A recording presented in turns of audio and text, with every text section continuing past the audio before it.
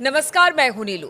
तो सीरिया पर इजराइल लगातार हमले कर रहा है। इजराइल के हमले रुक नहीं रहे हैं। अब सीरिया की बात की जाए तो अभी तक का सबसे बड़ा हमला इजराइल की तरफ से सीरिया पर हुआ है, लेकिन इस बीच कुछ खबरें भी सामने आ रही है जो इजराइल के लिए कहीं से भी मुफीद नहीं है। अब जुलानी की बात कर ली जाए, ईरान की बात की जाए या फिर तानाशाह असद की बात कर ली जाए, सब कुछ प्लान बना रहे हैं। किस तरह का प्लान है इजराइल को लेकर, बातचीत करने के लिए मयंक मेरे साथ जुड़ गए हैं।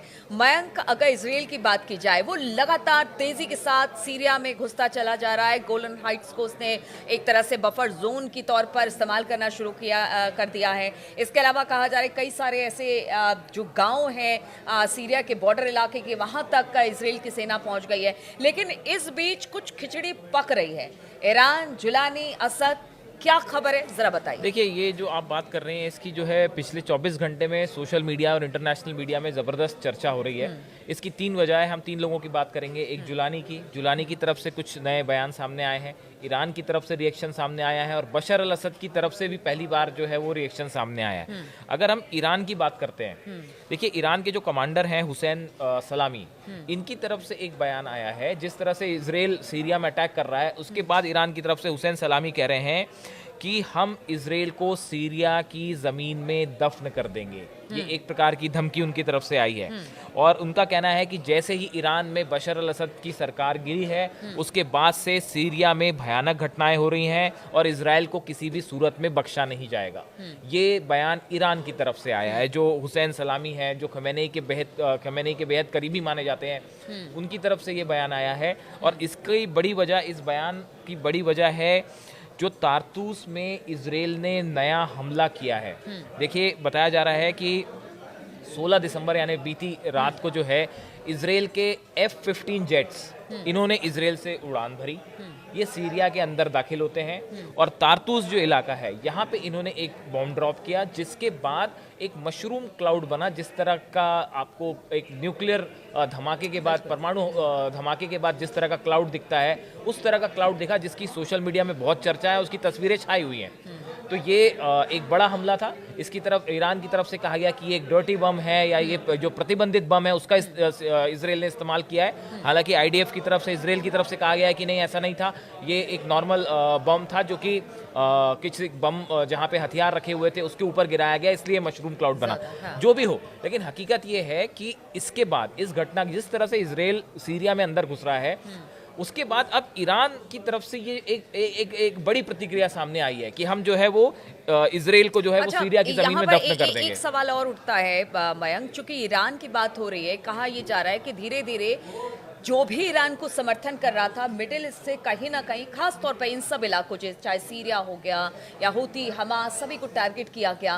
कहीं ना कहीं जो समर्थन था ईरान को लेकर, वो धीरे धीरे कम होता चला जा रहा है। इसकी इनसिक्योरिटी क्या ईरान को है क्या?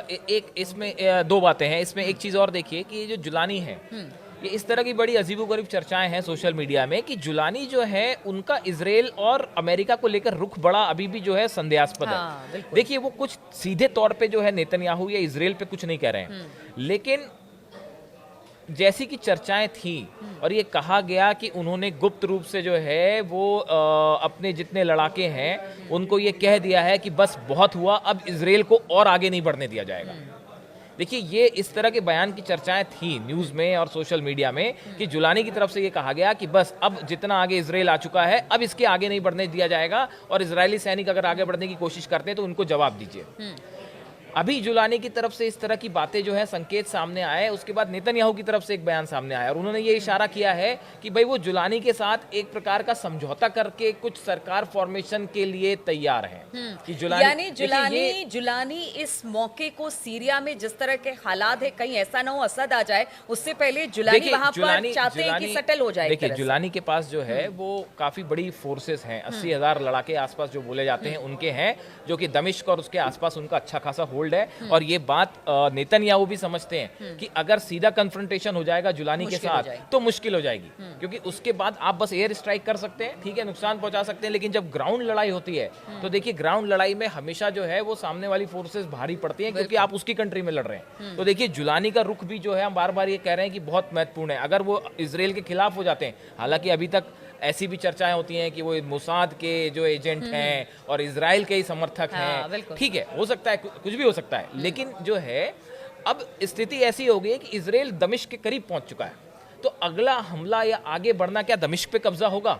तो उस समय जुलानी का रुख क्या होगा?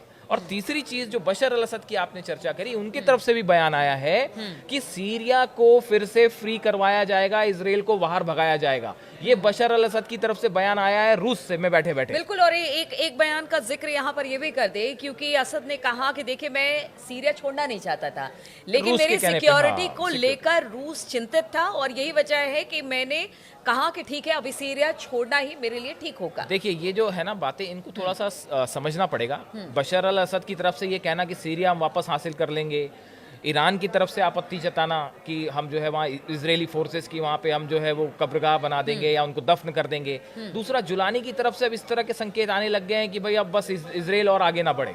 ये तीनों चीज़ें जो हैं वो इस बात का संकेत दे रही हैं कि हो सकता है कि अब जो है सीरिया का ये युद्ध एक निर्णायक मोड़ ले ले और इजराइल या तो किसी प्रकार के समझौते की तरफ चीजें आगे बढ़ जाएं और या फिर एक बार फिर बड़ा कन्फ्रंटेशन सामने होए, जो हो सकता है कि नेतन्याहू खुद ना चाहे इसको करना, क्योंकि एक तरफ वो खुद भी जानते हैं कि हिजबुल्लाह से लड़ाई के बाद फोर्सेस थकी हुई हैं, वो खुद ही कह रहे थे।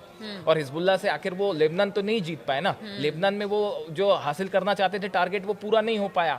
तो कुछ लोग तो ये भी कहते हैं कि ईरान ने जो है वो लेबनान बचा लिया और सीरिया चला गया।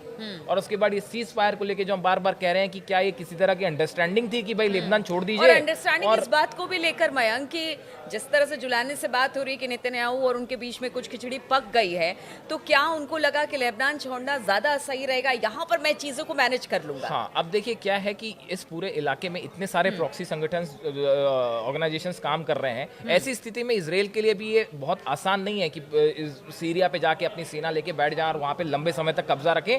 ये तब तक हो रहा है जब तक जुलानी चुप बैठे हैं। जिस दिन जुलानी अगेंस्ट हुए, नेतन्याहू के लिए संकट पैदा है। ठीक है, तो जिस दिन जुलानी अगेंस्ट हुए नेतन्याहू के लिए संकट है, लेकिन नेतन्याहू चाहते हैं कि सीरिया में हालात उनके कंट्रोल में रहे और इस खबर पर लगातार हमारी नजर बनी रहेगी। हम आपको लगातार अपडेट देते रहेंगे। फिलहाल बहुत बहुत शुक्रिया हमारे साथ इस चर्चा में शामिल होने के लिए।